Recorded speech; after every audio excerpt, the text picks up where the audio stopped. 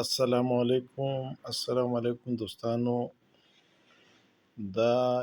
یو دعایي ده چې الله رب العزت پکې د مریضانو دپاره شفا ایښودې ده، او دا الحمدلله زمونږ د مطب معمول دی، او موږ یې په مطب کې به معمول په طور باندې دا زمونږ استعمالیږي. هغه وروڼه، هغه خویندې چې د هغوی سپرم ټوټل کاونټ بیخي کمي،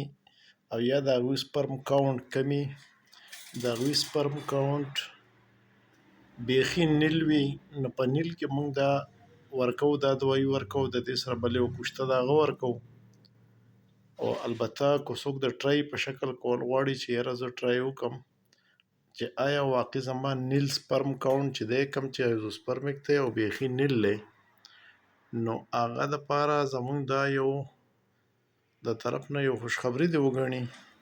چې دې سیز موږ له ریزلټ راکوي، او دا سیز الحمدلله ډېر ښکلی کار کوي.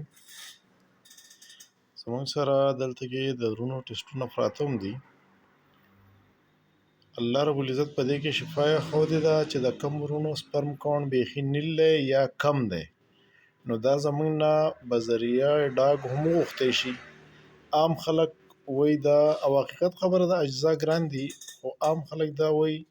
په دې نټ باندې یو ملګری راځي په دې فیسبوک باندې د پنجاب د سایډ نه، هغه دا ډبې په 15,000 روپۍ ورکوي، زه یې په 14,000 روپۍ ورکوم، او یو انسان د استعمال کړي او بیا د خپل ټیسټ وکړي، سیمن انالایسس دې وکړي،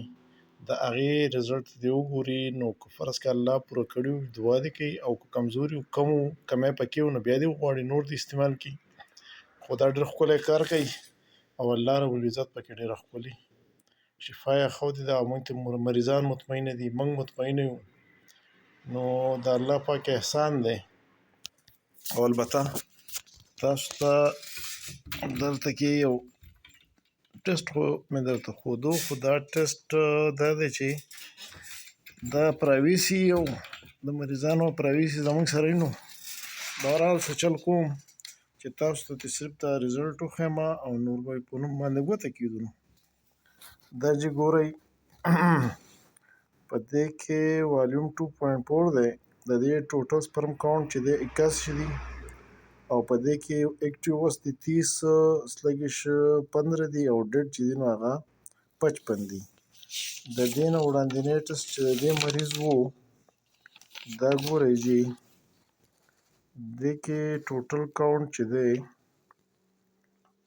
د والیوم 2 ml دی، او په دې کې ژوندي جراثیم دغه دي 2 دي، زخمیان 0 دي، او مړه چې دي نو هغه 98 دي. د دې نه دغه مریض پسې موږ په دغه پسې دا کورس ورکړی و، نو په دغه یو هفتې سره د دې مریض الله پې رحم وکړو، جراثیم یې شو 25 او بیا زخمیان 15، او کوم ډیټ چې دی نو هغه 60، خو د ده ټوټل کاونټ چې و هغه 63 و، نو هغه الله پاک بوت 81 او دا ډېر ښکلی کار کوي. د یو 30-40 دن، څوک یې په 30 دن کې خوري، څوک یې په 40 کې خوري، چې دا بلها ټسټونه پراته دي. د دې ویډیو جوړولو مقصد مې دا دی چې چاته په خیر ورسي، او زمونږ یو ذریعه ده، اسټبلیشمنټ ورته وایي، شهرت ورته وایي، د دعاګانو ځای ورته وایي، او بس ستاسو سره په دې نیت باندې شیر کوو چې تاسو یې مخکې شیر کړئ، او زمونږ دا چینل سبسکرایب کړئ، او نوی ویډیو راځي چې هغه تاسو ته په وخت باندې در رسي. کوشش یې شروع کړی دی، ډېر هغه ایکسپیرینس یو نشتی په دې ویډیوګانو جوړولو کې. موږ خو خپل پریکټس کړلی او د ډېر وخت نه یې کوو الحمدلله. زمونږ نیکه والده زمونږ د والد صاحب تصویر و، لاهور طبیه کالج نه فارغ او دویم پوزیشن یې په پنجاب پوره پاکستان کې، او د هغه نه مخکې زمونږ نیکه و، د نیکه نه مخکې د هغه پلار و. بس تقریبا په 4 پیړیو باندې زمونږ الحمدلله د طب د پریکټس را روان دی، او الله رب العزت پکې عزت راکړلی. نو ستاسو مهرباني وکړئ دا ویډیو مخکې شیر کړئ،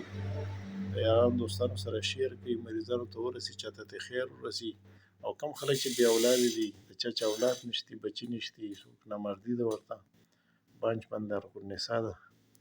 یا داسې په هغه باندې څه اثرات دي چې د هغې په وجه د هغوی مخکې ښېګڼه نه کېږي نو په دې کې چې موږ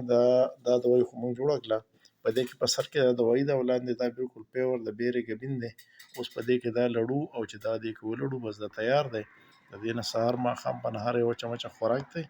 او چې کله دا ختم شي بیا دې ځان نه سپرم انالایسیس وکړي انشاءالله الله رب العزت به ورته رزلټ وښیي